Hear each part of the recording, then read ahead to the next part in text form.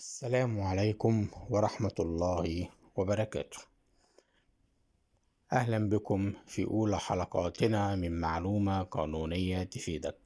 هنعلمك النهاردة إزاي تكتب إيصال أمانة صحيح 100%.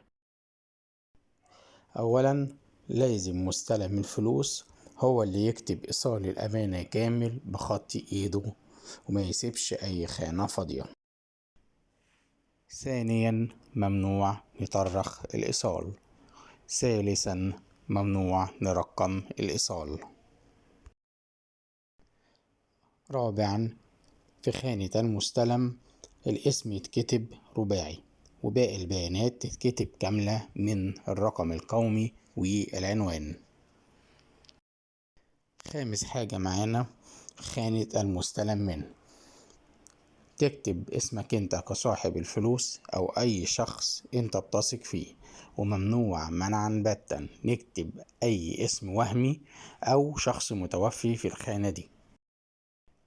سادس حاجة المبلغ لازم يتكتب وقت كتابة الايصال ومنسيبوش فاضي، ونكتب المبلغ ارقام وحروف.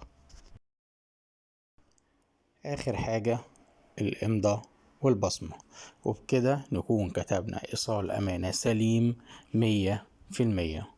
السلام عليكم ورحمة الله وبركاته.